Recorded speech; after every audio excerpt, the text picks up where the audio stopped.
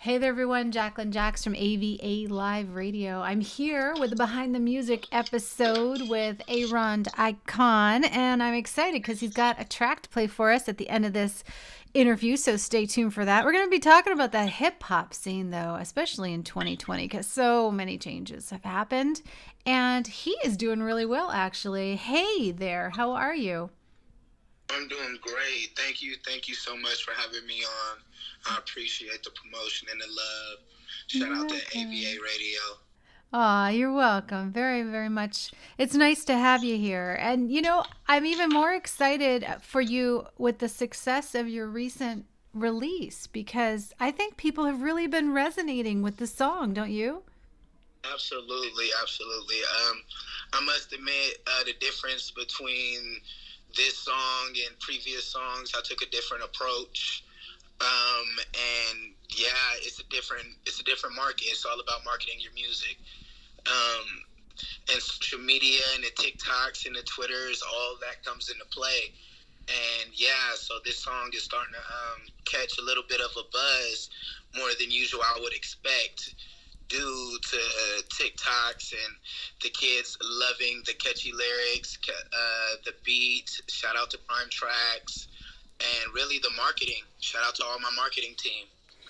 So what did you do differently that's at the top of your list now for launching a single that you didn't do on the previous ones? I would probably say slow down. Really? Slow down. Let people I slow down my music, my lyrics. I cut my verses from 16s to 12s. So the audience doesn't, for people who don't have a long attention span, they don't have to sit there and listen to a 4 or 5 minute song now. Interesting. So, yeah. Okay. So you played with a song like that's interesting. It's interesting because in my last interview, I was just talking about how more and more artists are doing this extended album release, right? Like they find that in order to keep on the top of mind of people, they're not just releasing albums of 10 songs. They're releasing albums of like 30 songs and then like the extended edition of the song. Yes. So like where does that lie with you as far as in your thinking and your experience at this point? What I've noticed is everybody likes to drop their album and then do a deluxe. And when they do their deluxe, they like to extend the tracks, drop those tracks that might not got passed by the label. They get to release them now. For me, I'm not really focused on the album. I'm more focused on making singles. What I am going to do is release The Vault. And that is previous music I've recorded over the past couple of years that never really made it past approval from labels, producers, engineers, fans. So now I plan on doing something just like that, a deluxe of music people never heard that was recorded from 2015 to now. That's awesome. I love that idea. So does that include like a diverse group of music? Like, is there one thing that very diverse. It's basically you get to hear me grow up. Oh, really? Oh, that's interesting. You get to hear the changes in my voice, my topic changes, where my heart lied, how I felt about love in the moments. Many views upon how I expected how women were self-employed and independent. I have a song called Young Dad, where basically I am saying a woman is more than a mom. She's a dad too. She's a young dad. The way that she goes and gets it, makes it happen, and pays the bills.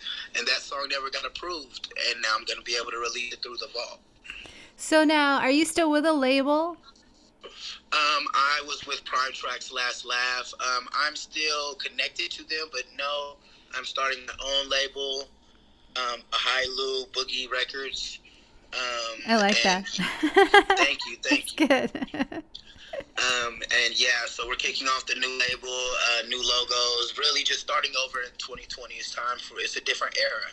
Congratulations on that. I do believe in that. I think that labels today are not what they used to be because I think the position of a label today has to work really, really hard to keep an artist. And I just don't think a Yes. lot of them can do that. They just can't. They have to have smaller rosters and be willing to work a lot harder and put more money up front, which they usually can't afford. Exactly. And that's where it comes in to you make a lot more money being independent. Yeah. Yeah, Way more absolutely. money. I put my own money into it. See, I had the label backing me. It was cool. But with this new track, all my own money. I own the masters, I own my beat, I own my publishing, and it's just a different effect. And when you own everything and you don't have to worry about the label approving or disapproving or worrying about backing you, funding you, and you're able to fund yourself, it's totally different, and you're able to make your own dream come true the way that you visualized it. I completely agree. Yeah, I completely agree. It's kind of tricky too because It's hard. very, It very is. difficult to have a label not. I mean, I don't want to say that they're all self-serving. It's just, it's so hard because it's really unusual for a person to be putting a lot of money into an artist and actually not try to shape them the way they think it will work out better. You know? Exactly. That is exactly what happens every time. There's too You much end at up being risk. shaped Yeah. by the label instead of being able to be your own artist with your own vision and create the art you want to create. Because the label believes putting the money behind you, they have invested in you. So they are worried that their investment will fail and they cannot fully trust your vision without that simple thought that it might fail. So they Right. have to try to mold you into what they think will be successful. Yeah, it's very tricky. Really is. 'Cause everybody has such a strong opinion about music today and music marketing and direction and trends and all that. And when you're playing with somebody else's money up front, they just don't want to let the purse strings go. You know, they just don't want to let you roll with it. They're too. It's Exactly. just fear. You know. I meant my label kind of controlled my music. I wanted to do mixtapes. That was something that they didn't want to do. There were songs I wanted to release. We didn't get to release them on time or something would happen. And now I don't have those problems. Yeah. I don't. Everything is booked. I have my video shoots done. I have them booked for another video shoot booked for the 11th, then one for the 28th. I have the podcast for tonight. You can find that anywhere. It's called Independent Wave, and it's just when you're your own label. You're your own label. It is hard work. It's difficult. It's a lot of responsibility. I admit that, but it's so worth it in the end. Yeah. It is so worth it. It is, right? There's just such a big amount of there's a lot of reasons why it's good to be independent today. And I think that this trend, of course, came after artists could launch their own music across all the streaming Yes. platforms, right? I remember Yes, not even absolutely. just a few years ago actually, artists were still asking me, "I need a label because I need to launch music." And I'm like, "Wait, do you know that you can launch your own music across streaming platforms?" And it was just a few Yeah. years ago people were saying no, they didn't know that.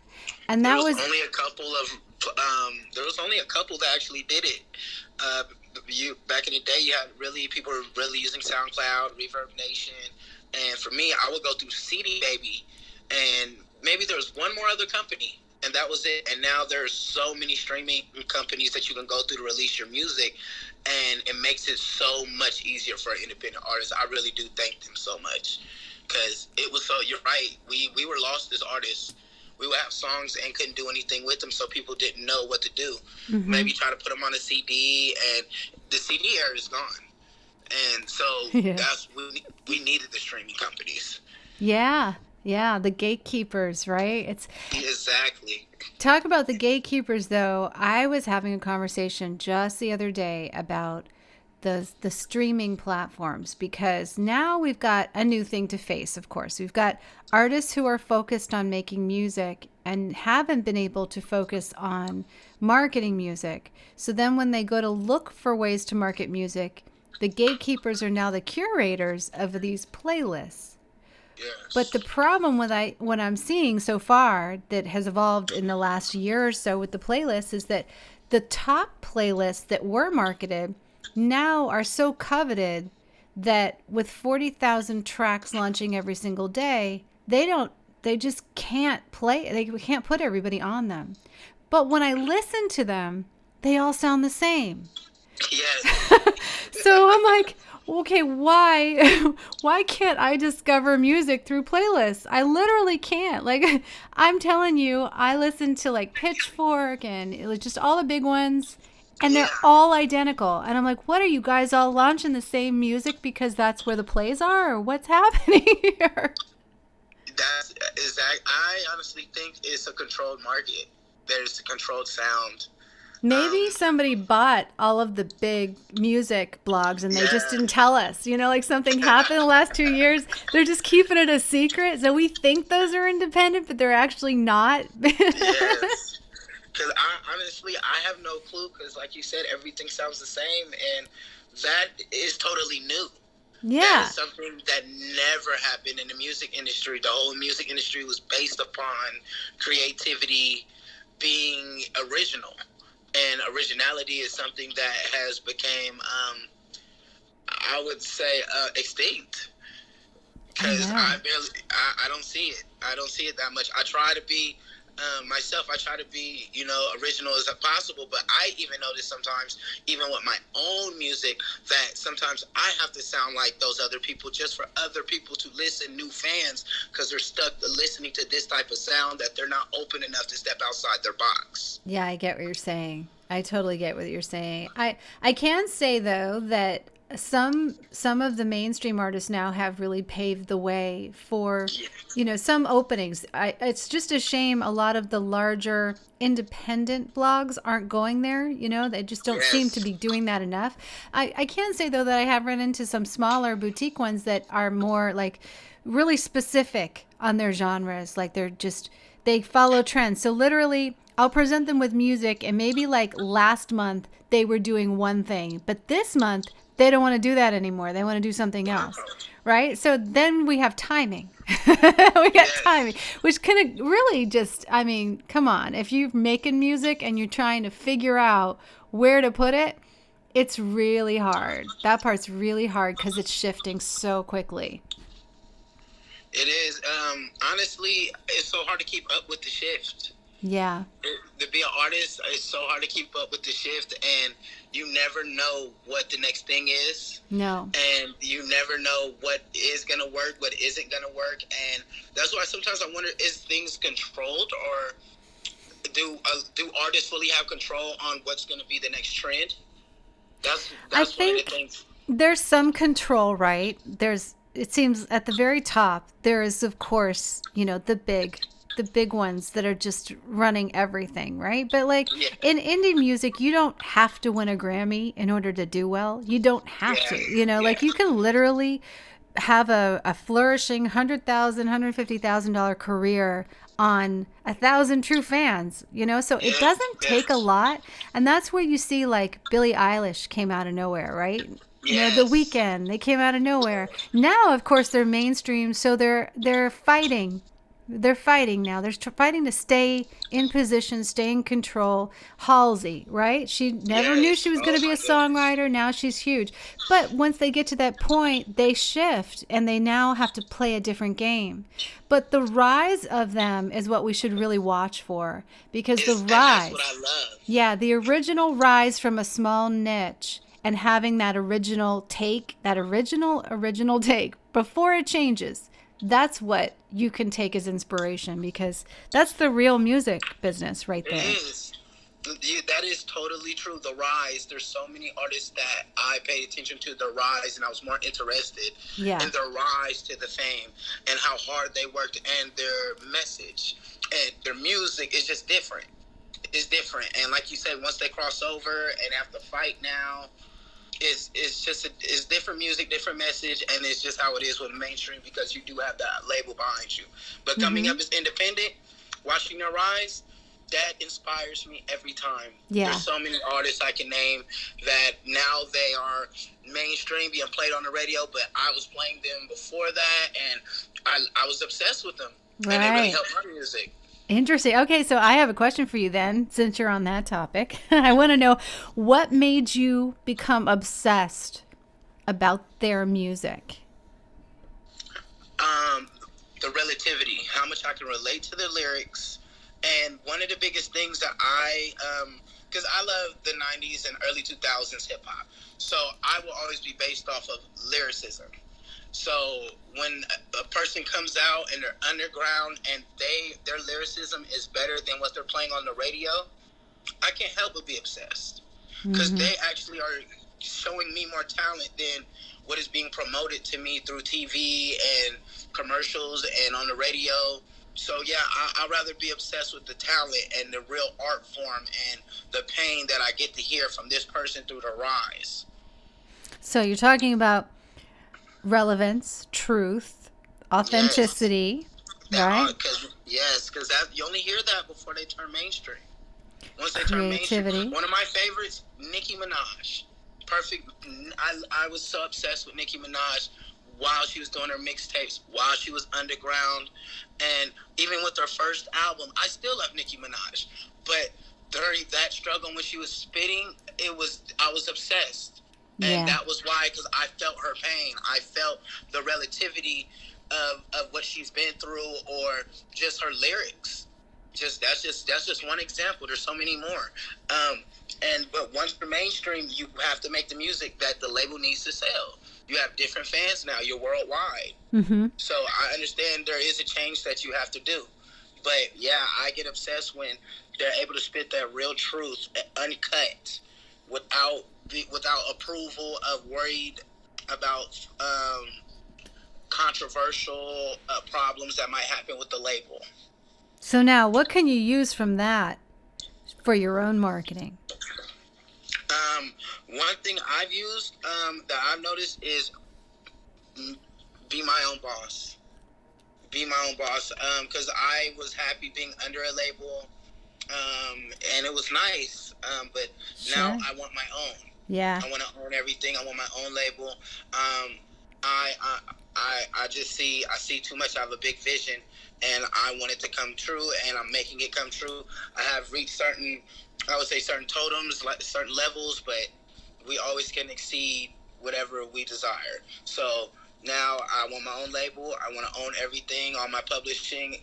I want to find some artists that I can actually put money into and push, and just try to create the next era. Well, I can definitely steer you that way. Yes, you can. Yes, you can. But it's amazing because I totally understand. Like when you're a new artist and you're just trying to release music and you're trying to figure it all out, there's a level of validity that comes from when somebody says, yeah, we'll take you on. We really like what you're doing. And we'll work beside you. And then you get somebody, you feel like you're getting in a label, somebody that's a confident, somebody that's like a BFF, right? That's going to tell you that, your music is valid. It's doing good. You're getting your ego boosted. And you do need that to a point. But then when you have it to do all over again, you realize, right? Okay, I know I've got good music. So now what? Exactly. Yes, that is the biggest question. So now what? Right. So now what? It's time to own the label and not work for someone else. And it's time to not look for validation. It's time to create, the kind of stories that people will feel validated in listening to, the things that make you feel like you really are understood as a person and that you can obsess about, and be the person that everybody wants to obsess about. That's it's a whole shift, right? A whole shift. It's like you're reading my mind right now. That's exactly how I feel. Because it's a natural evolution. It's literally happening to artists every single day. It's like we all start at one space and we just naturally evolve to the next. But the thing is unfortunately a lot of people give up before that evolution. They give up before they realize. Yes. Yeah, and that's what I hate to see. I almost did myself. If I admit, I almost did. I had an artist, somebody I grew up with, very close. He almost gave up, and literally, I thanked everything in me that I told him not to. And now, I'm watching him evolve in front of my eyes. It's beautiful. It's beautiful because everybody goes, being an artist, everybody goes through life trials and tribulations and things that happen that might affect your art, might affect you and make you not feel as confident to want to continue your art, but you cannot stop. You can never give up, ever, because you never know when it's going to happen. And let me just tell you, there's nothing worse than getting to the end of your days and having regrets from things that you didn't stick with. Oh my goodness. Especially yes. in music. Yes, that is honest. That is one of my biggest thoughts is I don't ever want to get to the end of my days and there's things I did not do that I wish I did. Yeah. Isn't that true? It's is. definitely a motivating factor when you really think about it. You sit down and you're like, okay, I'm fearful of this moment in time, but I'm even more fearful that 20 years from now, I never took my moment. So you definitely want to get it. No, yes, and that's exactly what I'm trying to reach for, my moment, and once it's my moment, spread my moment to others. Yeah, and you're using it for a good thing.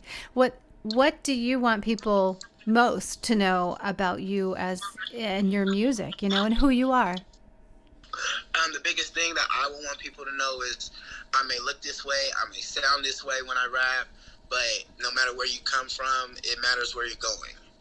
You never have to be what people think. You never have to be a product of your society. I just tell my story of what I went through. But at the same time, that's what I went through. And others might have went through it too. But I always want to know, even though you went through it, you still can be what you dream of. You can be anything you want.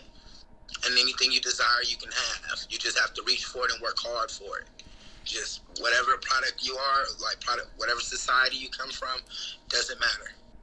I like that. So don't let your past define your future and take your struggles forward, right? Make them stronger. Amen. Yeah. I think that a lot of things that we go through in life, they become our roots. And I think the harder you have it, the stronger your roots are. So that when you get to that point, right, where you really get challenged, where it's really important, if your roots are really deep, nothing can blow you over. And so that's the benefit of going through all the struggles. I hope a lot of people here and understand that was very wise because it's the truth. What you go through really just builds you. And like you said, you can't be knocked over. No, you can't. You do get to a point, I know from experience you get to a point where you've been through so much that like nothing really bothers you that much after that. Yes. It's not so bad. It's like you can get through anything. And even though sometimes things can get to you, you kind of reflect back on previous lessons and you're like, you know what? Yes. Not so bad. It's going to be fine. That is the truth. I love this. All right. Well, introduce your song to us. And I want to pay a special note that you guys are going to get a lot more from this artist with his deluxe release coming up. When's that coming out? I have a lot of releases. The next release will be November 7th, Microwave. You can find that on all platforms. And then I will have the video for Da Vinci on November 11th. You can find it on YouTube and everywhere. And after that, we'll have another video released by December 17th. What's the message behind Da Vinci? Da Vinci, really the biggest message is, I would say, is get your money. Get your money.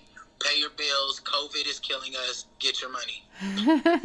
Go after it. Here it is, guys. Da Vinci by A-Ron Da Ikon.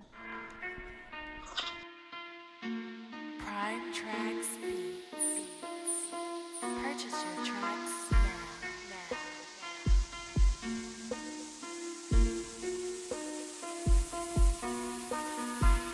20s and 150s is dick in her throat. Michael Lewinsky in Cannon Idol. Sammy's pain. The nigga Leonardo Da Vinci. Bet it ain't good. Trying to hit me. My girl is so thick. Love her and Vicky's French in my dick. Don't even kiss me. I'm kissing this bottle. I'm drinking this rim.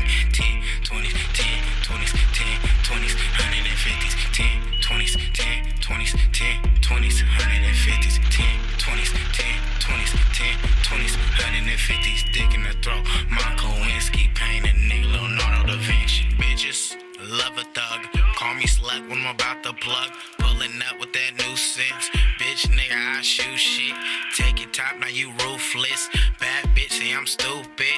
Popping and rolling, my niggas is smoking. Bitch, we not joking, we drinking that potion. Bitch, I wave, Pacific Ocean. She feel me like rubbing lotion. Who ball, bitch, who coaching? I ain't fly, steady floating. Stay high off of something potent. Fuck your fate, bitch, I'm chosen. Fuck the game, I'm decoding these hot shells. Leave your chest open. 10, 20s, and 150s is dick in her throat. Monica Lewinsky, Kenny, Idol, Sammy's Pain, and nigga Leonardo da Vinci. Better ain't good, trying to hit me. My girl is so thick. Love her and Vicky's French in my dick. Don't even kiss me, I'm kissing this bottle. I'm drinking this Remy. 10, 20s, 10, 20s, 10, 20s, 150s, 10, 20s, 10, 20s, 10, 20s, 150s, 10, 20s, 10, 20s, 10, 20s, 150s. Dick in the throat. Monica Lewinsky, Pain, and nigga Leonardo da Vinci. Baby mad cause I missed the call. Looking out for 12 duck in the law. Hustle scheming nigga trying to get it all. MJ with the shit, just drain the ball. Nah, check this out. I'm about my guap. What you bout? Take 10 pounds, sell it by the hours. Trying to touch more money than I can ever count. Racks in the safe, same in account. Weed so loud like the shit shout. Smoke so much, never been a drought. Live like a gangster, bitch, no doubt. My mama praying in a nightgown, cause she know the bullshit I'm about. Keep the dope and guns in the fucking house. You niggas rats and your kids a mouse. 20s and 150s is dick in her throat. Monica Lewinsky, Kenny, Idol, Sammy's Pain, and nigga Leonardo da Vinci. Better ain't good, trying to hit me. My girl is so thick.